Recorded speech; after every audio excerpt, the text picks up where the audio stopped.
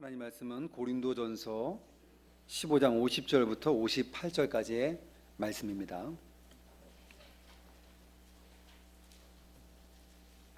제가 봉독하겠습니다. 형제들아, 내가 이것을 말하노니 혈과 육은 하나님 나라를 이어받을 수 없고, 또한 썩는 것은 썩지 아니하는 것을 유업으로 받지 못하느니라.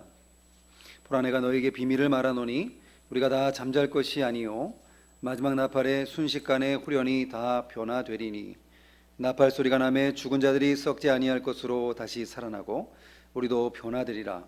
이 썩을 것이 반드시 썩지 아니할 것을 입겠고, 이 죽을 것이 죽지 아니함을 입으리로다. 이 썩을 것이 썩지 아니함을 입고 이 죽을 것이 죽지 아니함을 입을 때에는 사망을 삼키고 이기리라고 기록된 말씀이 이루어지리라. 사망아, 너의 승리가 어디 있느냐? 사망아, 내가 쏘는 것이 어디 있느냐? 사망이 쏘는 것은 죄요, 죄의 권능은 율법이라.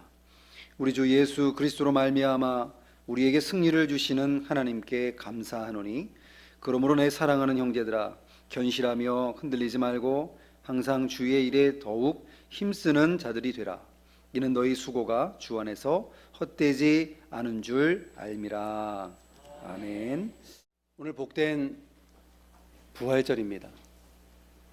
예수님께서 오늘 우리가 부활하신 그날을 기념하며 이렇게 예배를 드리고 있습니다. 예수님의 부활이 너무나 중요한 사건입니다. 아무도 사망의 권세를 이길 수 없는데 예수님께서 사망의 권세 다 깨뜨리시고 이기시고 부활하신 부활절인 것입니다. 예수님의 부활은 그저 예수님의 부활로 끝나는 것이 아니라 우리 모두의 부활로 이어질 것이기 때문에 너무나 중요한 사건인 것입니다. 오늘 말씀의 제목은 성도의 부활입니다.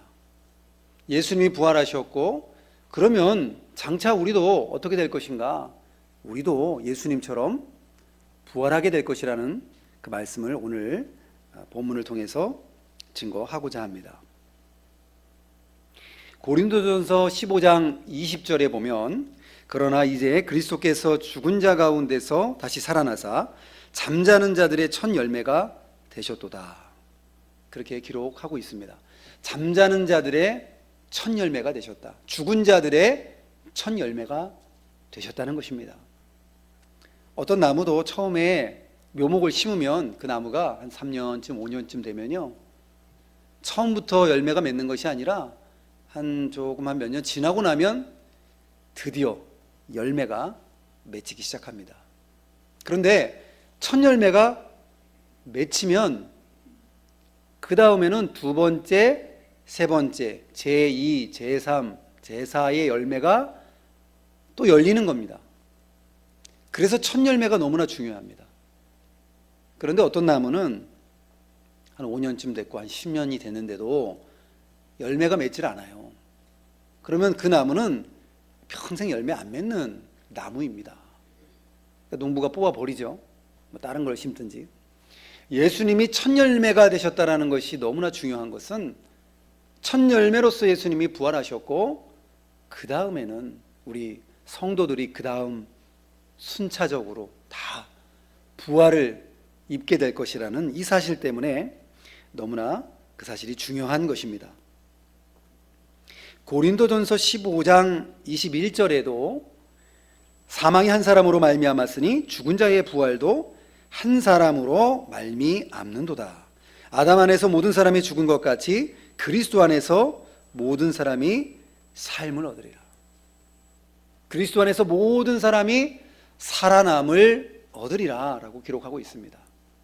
아담 한 사람을 통하여서 죄가 들어왔고, 아담의 불순종을 통하여 우리가 죄와 이 사망 가운데 거할 수밖에 없는 그러한 우리가 되었습니다. 그러나 그것으로 끝나는 것이 아니라 이제는 한 사람, 둘째 아담 되시는 예수님께서 오셔서 모든 율법을 적극적으로 순종하시고 능동적으로 다 순종하시고 또 죄를 짓지 아니하시고 십자가에서 달려 죽으시고 모든 저주와 진노의 잔을 예수님이 다 받으시고 하나님께서는 우리 대신에 예수님께 그 모든 것들을 다 쏟아 내시고 나서 예수님이 그것을 다 감당하시고 그 다음에 이제는 더 이상 우리에게 쏟아부으실 진노와 저주의 잔이 없습니다. 예수님이 다 받으셨기 때문에 우리는 그것을 믿기만 하면 예수님과 연합되어서 그저 믿기만 하면 예수님 죽음이 나의 죽음이 되고 예수님의 부활이 나의 부활이 되고 예수님의 승천이 나의 승천이 되어서 우리가 구원을 얻게 되는 것입니다. 요한복음 11장 25절에도 보면 예수께서 이르시되 나는 부활이요 생명이니 나를 믿는 자는 죽어도 살겠고 무릇 살아서 나를 믿는 자는 영원히 죽지 아니하리라. 인간의 육신의 장례식은 누구나 다 있습니다. 우리가 이 육신의 장례식은 치러야 되는데 그것이 끝이 아니라 영원한 천국에 영원히 우리가 거하게 되고 우리가 죽는 것이 아니죠. 그저 하나의 육신을 치르기 위한 장례식일 뿐이지 살아서 나를 믿는 자는 영원히 죽지 아니하리라 말씀하셨습니다. 잠깐 우리가 죽음을 육신적으로 잠깐 맛보는 것이고 영과 육신이 분리가 되어서 영원한 천국에 우리가 가서 영원히 사는 거예요. 영혼만 있으면 별로 실감이 안 날 것 같은데 예수님 재림하실 때 우리가 부활의 몸을 입고 천국에 있던 영혼과 우리 부활시켜 놓으신 몸과 다시 결합이 되어서 전인적으로 몸과 영혼을 가진 상태로 우리가 그때도 영원히 살 수 있는 은혜를 우리에게 허락하신 것입니다.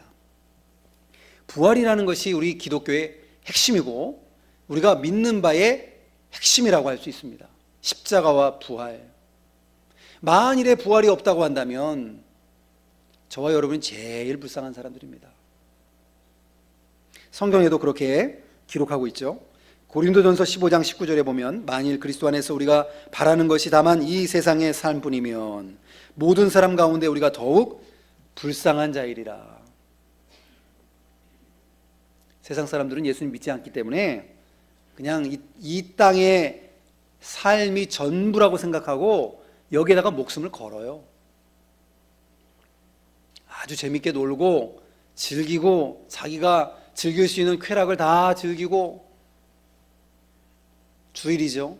부활절이죠. 오늘도 이 시간 여러분 이 자리에 나와서 예배 드리는데 믿지 않는 사람들은 지금 얼마나 날씨가 좋습니까?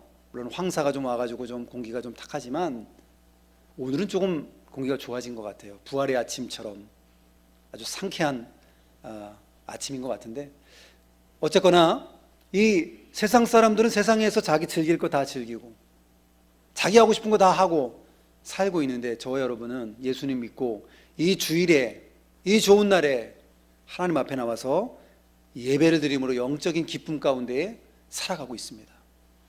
그뿐입니까? 거룩하게 살기 위해서 얼마나 부담감이 많습니까?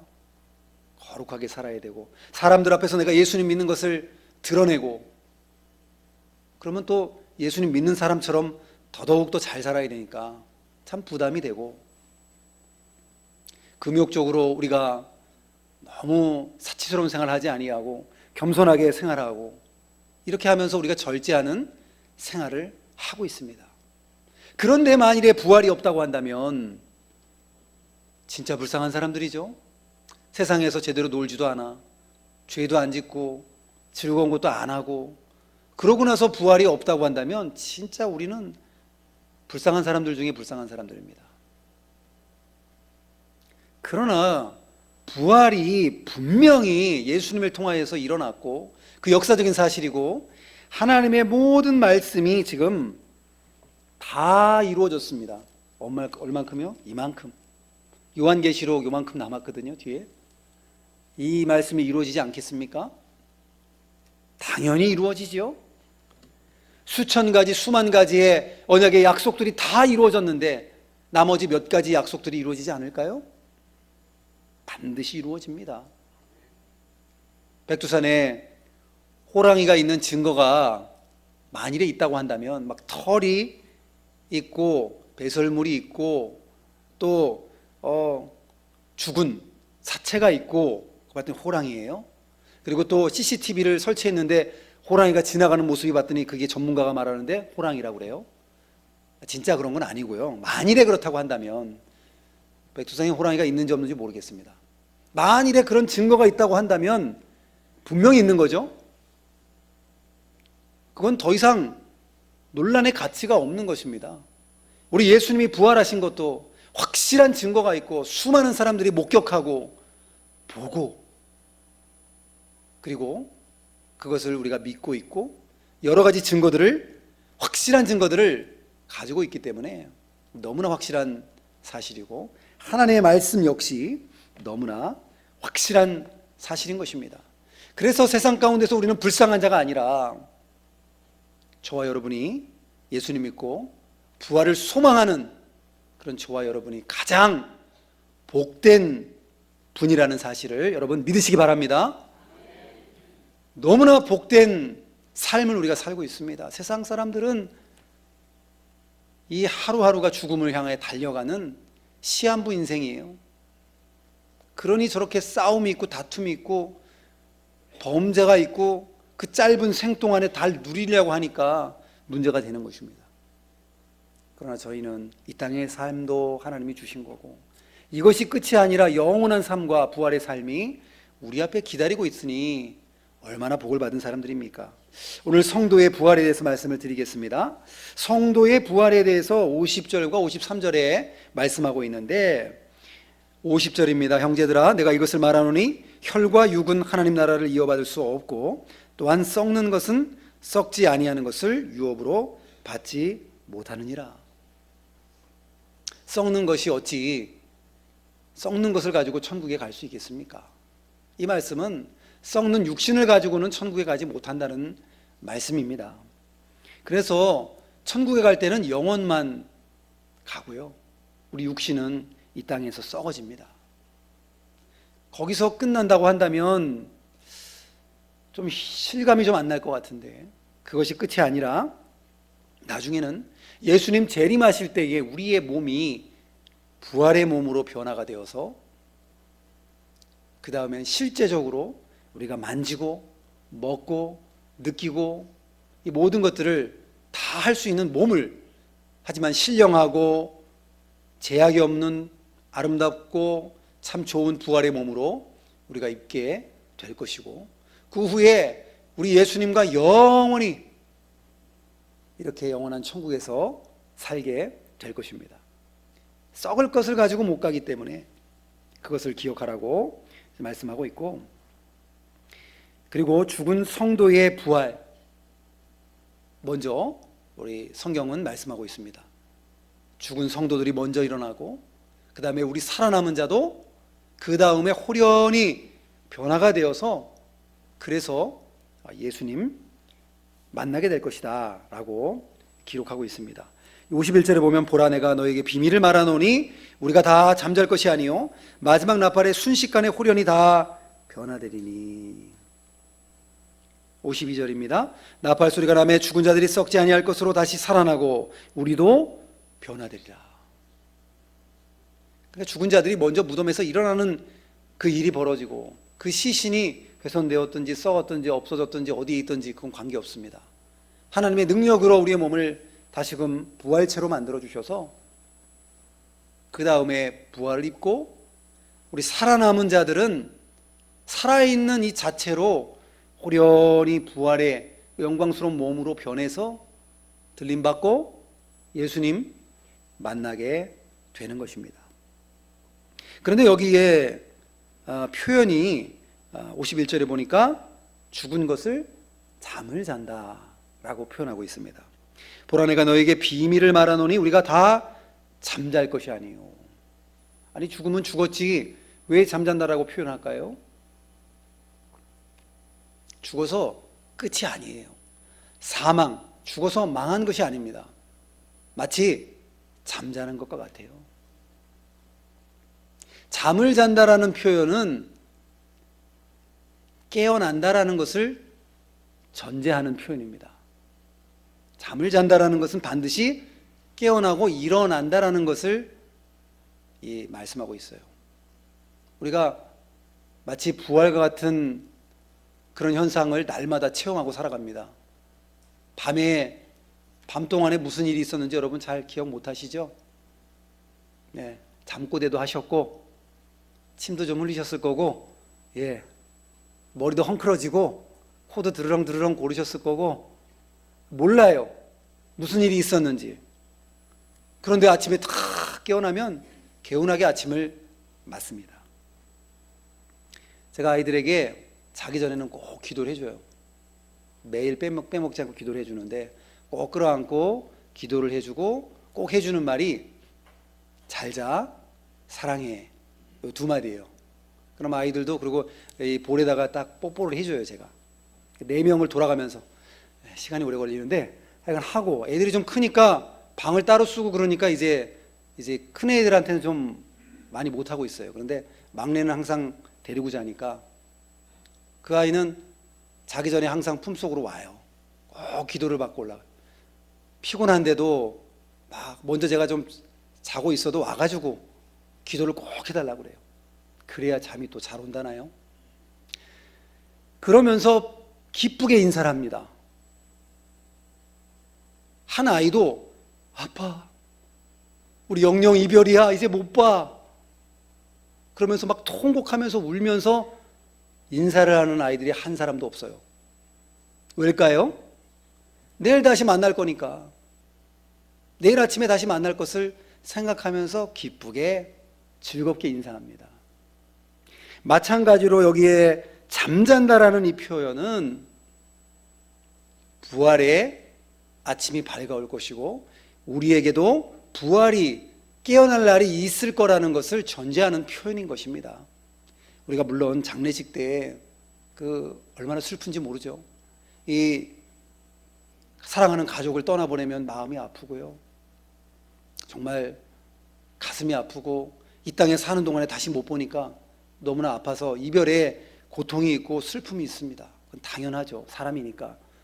그런데 세상 사람과 우리가 다른 것은 뭐냐면 다시 만날 수 있는 기약이 있다는 것입니다.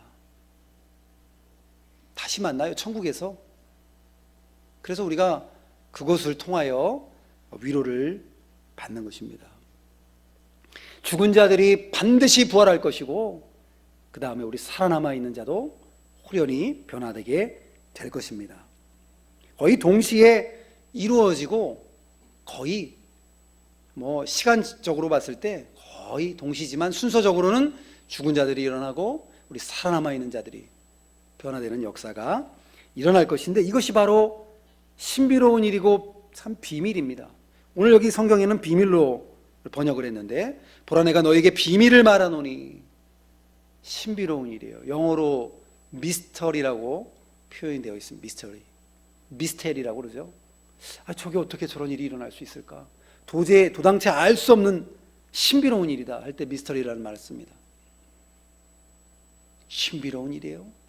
세상 사람들이 알지 못하는 일이에요. 그러나 분명한 것은 우리 믿는 자들에게 반드시 일어날 일이라는 사실입니다. 데살로니가 전서 4장 16절 17절에 보니까 주께서 호령과 천사장의 소리와 하나님의 나팔 소리로 친히 하늘로부터 강림하시리니 그리스도 안에서 죽은 자들이 먼저 일어나고 그 후에 우리 살아남은 자들도 그들과 함께 구름 속으로 끌어올려 공중에서 주를 영접하게 하시리니 그리하여 우리가 항상 주와 함께 있으리라. 성경의 수많은 구절들이 죽은 자들이 먼저 일어나고 우리도 부활하고, 이 말씀을 계속 반복적으로 하고 있습니다. 성도는 부활하게 된다라고 말씀드렸고, 두 번째는요, 부활 시에는 사망을 삼키고 정복하게 될 것입니다. 오늘 54절에 57절까지 그 말씀이 있는데, 자 53절입니다. 이 썩을 것이 반드시 썩지 아니할 것을 입겠고 이 죽을 것이 죽지 아니함을 입으리로다. 부활을 입게 될 것이고, 54절 이 썩을 것이 썩지 아니함을 입고 이 죽을 것이 죽지 아니함을 입을 때에는 사망을 삼키고 이기리라고 기록된 말씀이 이루어지리라. 사망이 삼켜진대요. 사망을 꿀떡 삼켜버리면 죽죠. 죽습니다. 동물들도 산채로 뭘 잡아먹더라고요. 뱀도 그 쥐를 잡아먹고 살아있는 채로 그냥 구독 삼켜버려요. 그러면 죽은 거예요. 사망이 삼켜진다는 것은 사망이 죽는다는 것이고, 그리고 또 이기리라, 사망을 이기고 승리하는 것을, 물론 예수님이 승리하셨지만 우리에게도 동일한 역사가 일어날 것을 말하고 있습니다. 이사야 25장 8절의 말씀을 인용하고 있는데요, 이사야 25장 8절에 보면 사망을 영원히 멸하실 것이라 주 여호와께서 모든 얼굴에서 눈물을 씻기시며 자기 백성의 수치를 온 천하에서 제하시리라. 이사야 성경, 예수님 오시기 한 800년 전에 기록된 성경이 이처럼 정확하게 또 표현이 되어 있어요. 고린도전서 15장 26절에도 보니까 맨 나중에 멸망받을 원수는 사망이니라. 우리 인생의 가장 큰 원수가 바로 사망이죠. 죽는 것 제일 무서운 일입니다. 그래서 히브리서 2장 15절에도 보니까 또 죽기를 무서워함으로 한평생 매어 종노릇하는 모든 자들을 놓아주려 하심이라. 놓아주려고 예수님이 이 땅에 육신의 몸을 입고 오셔서 십자가에 죽으셨다는 거예요. 인생에 있어서 가장 큰 문제가 바로 죽음의 문제예요. 가만히 보니까 사람들은 다 죽고 다 어쩔 수 없이 이 사망의 문제를 극복할 수가 없습니다. 유명한 나폴레옹이라든지 알렉산더라든지 세계를 제패했던 사람들 힘이 없습니다. 나중에는 다 죽음 앞에서는 굴복하고 다 죽을 수밖에 없어요. 그런데 유일하게 그 어느 누구도 사망을 극복하지 못했지만 유일하게 사망을 이기신 분이 있으니 그분이 바로 예수님이십니다. 그것도 사람의 몸을 입고 오셔서 십자가에 죽으시고 부활하심으로 사망을 이기셨습니다. 그래서 우리에게 소망이 있는 것이고 우리에게 기쁨이 있는 것입니다. 이 죽음의 문제 우리가 해결할 수 없는데 예수님이 대신 해결해 주셨고 죄의 문제 대신 해결해 주셨고 그저 예수님을 믿기만 하면 구원을 얻는 귀한 은혜를 우리에게 주신 것입니다. 그래서 55절에 이렇게 표현하고 있습니다. 사망아 너의 승리가 어디 있느냐? 사망아 내가 쏘는 것이 어디 있느냐? 호세아 13장 14절의 말씀을 인용하고 있는데요, 내가 그들을 수월의 권세에서 속량하며 사망에서 구속하리니 사망아 내 재앙이 어디 있느냐? 수월아 내 멸망이 어디 있느냐? 여기에 사망을 구속하고 사망아 내 재앙이 어디 있느냐, 이 표현은 사망이 더 이상 왕노릇하지 못한다는 것입니다. 사망아 너의 승리가 어디 있느냐, 승리하지 못한다는 수사학적 반어법적으로 표현을 하고 있는 것이죠.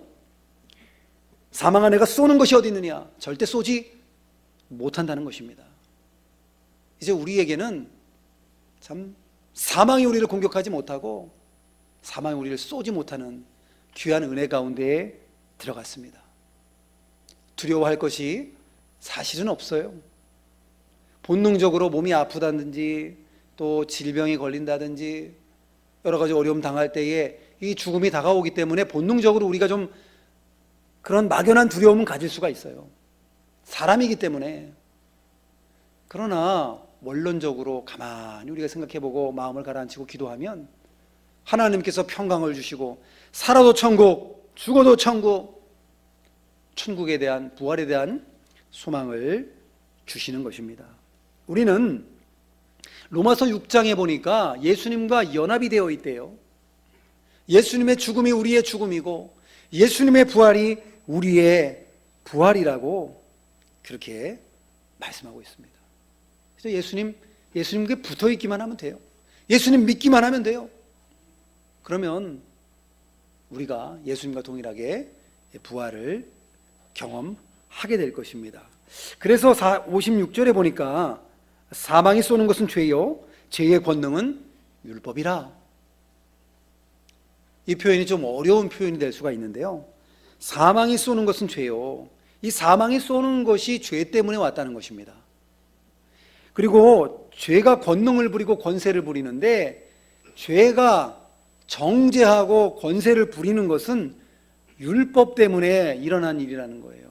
율법이 죄라고 명시하기 때문에 그 죄가 죄로 권세를 부린다는 것입니다. 율법이 죄라고 기록되지 않았다고 한다면 죄가 아닐 것이에요. 율법이 명시가 되어 있기 때문에 그것을 피할 수가 없습니다. 어쨌거나 우리의 사망의 문제, 죄의 문제 예수님이 다 해결해 놓으셨습니다. 그래서 사도 바울도 지금 표현하고 있는데 57절에 보면 우리 주 예수 그리스도로 말미암아 우리에게 승리를 주시는 하나님께 감사하노니, 승리를 주시는 하나님께 감사하는데, 그리스도로 말미암아 예수님을 통하여서 승리를 우리가 입는 것입니다. 대표의 원리로 인하여 예수님이 승리하시면 그것이 나의 승리예요. 축구 선수들 축구할 때에 이기면은 다 좋아하잖아요.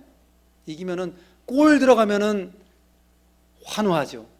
온 국민이 환호하죠. 한 골에. 왜요? 내가 골 넣은 것도 아니고 내가 이긴 것도 아닌데. 왜냐하면 나의 대표로 나가 있는 거예요. 그래서 그들의 이름을 국가 대표라고 하는 겁니다. 우리의 국가를 대표해서 나간 선수들, 그들이 이기면 우리가 이긴 거예요. 한일전 우리는 관심 있게 보잖아요. 축구 한국하고 일본하고 한다면은 이겨야 되는데 막 이러면서, 옛날에 일제강점기의 그 시대의 아픔 때문에.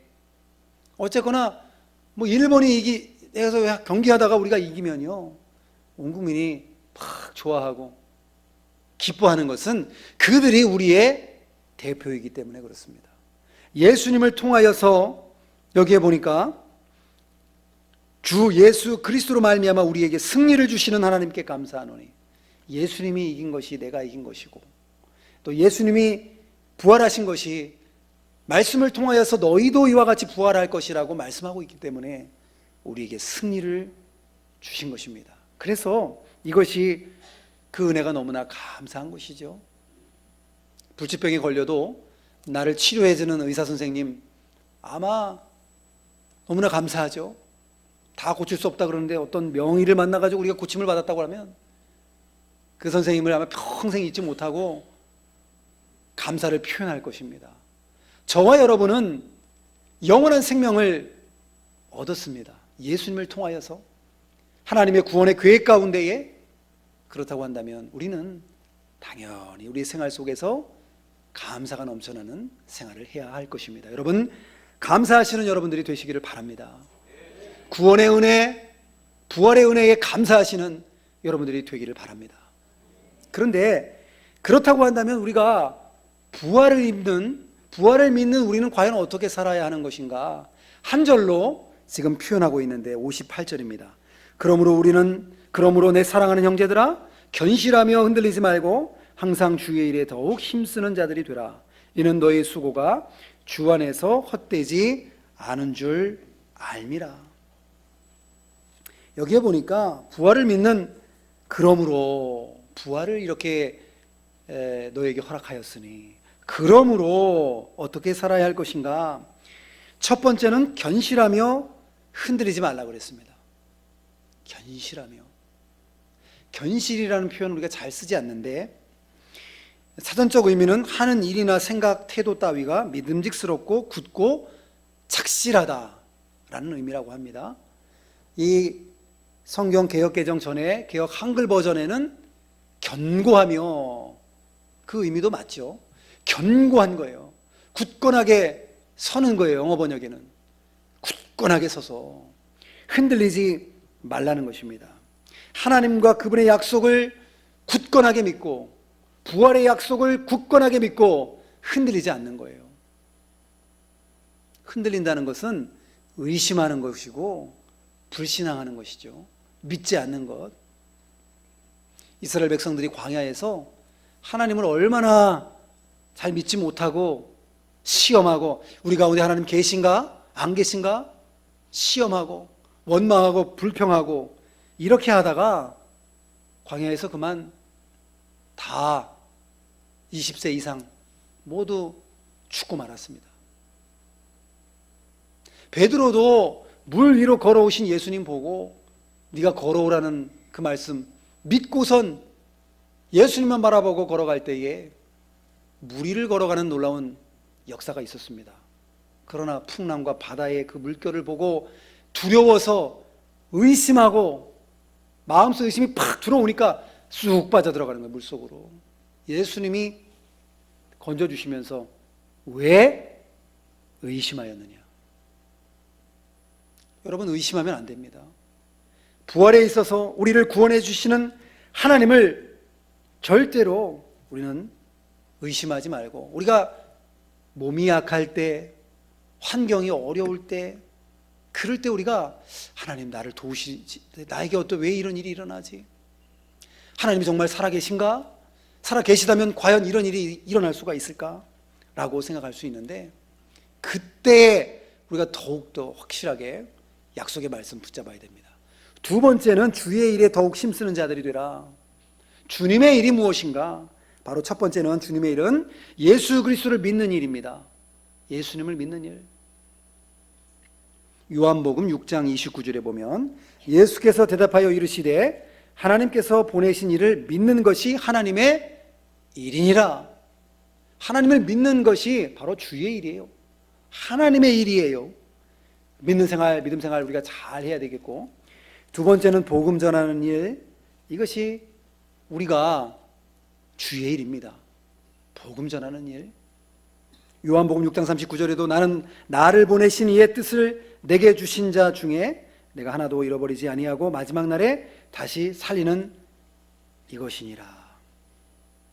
하나님께서 우리를 다 살려주시는 그 사명을 가지고 예수님을 보내셨고 예수님이 이 땅에 오셨습니다. 우리도 마찬가지로 복음 전하는 이 사명 잘 감당하는 것이 주의 일입니다. 세 번째는 참된 교회를 세우는 일. 에베소서 5장 26절 27절에도 보면 이는 곧 물로 씻어서 말씀으로 깨끗하게 하사 거룩하게 하시고 자기 앞에 영광스러운 교회로 세우사. 이 남편과 아내를 설명하면서 예수님이 피 흘려서 교회를 위해 피 흘려주시고 사랑해 주신 그 역사를 기록하면서 기록된 말씀입니다. 참된 교회를 세우는 일. 마지막으로는요, 선교하는 일.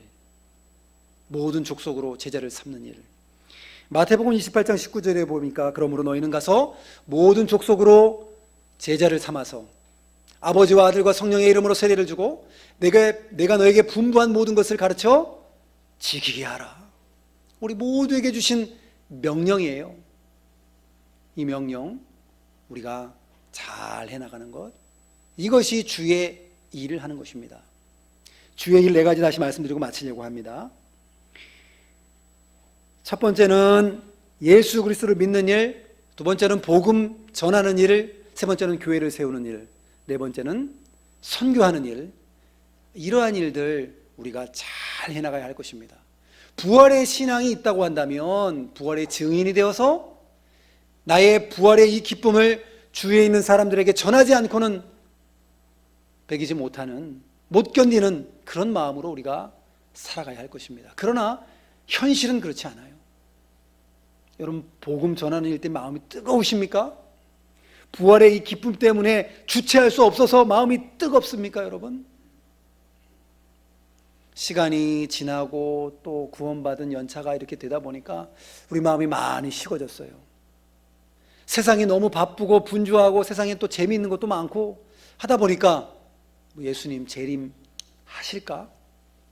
내 때에는 예수님 안 오시겠지 라는 생각을 우리가 은연중 갖게 되고, 예수님의 재림의 때가 가까이 오고 예수님이 재림하시면 그때 죽은 자들 부활하고 우리도 부활하게 될 것인데, 그것을 우리가 좀 생각하면서 주의 일에 힘써야 될 터인데 우리가 너무나 세상 가운데 빠져서 살아갈 때가 많이 있습니다. 과연 무엇이 중요한가?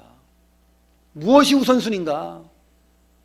바로 믿음 생활 잘하고 부활의 기쁨을 전하고 증거하는 일이 우선순위가 되어야 할 것입니다. 오늘 마지막 구절에도 너희 수고가 주 안에서 헛되지 않은 줄 알미라. 세상의 모든 것들은 다 없어지고 사라지지만 하나님 앞에 기록되는 것은 바로 주님의 일, 주의 일 하다가 온 것밖에 기록된 것이 없습니다.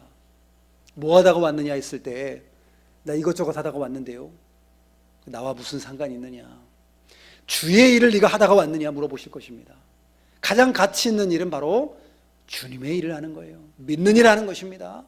저와 여러분이 이 부활의 아침에 예수님의 부활이 그것으로 끝난 것이 아니라 나의 부활로 이어질 것이며 사망 권세가 다 깨트려지고 삼키워지고 정복당했다라는 이 사실을 기억하고 주님의 일에 힘쓰시는 여러분들 다 되시기를 바랍니다. 기도하겠습니다. 거룩하신 아버지 하나님, 은혜를 감사합니다.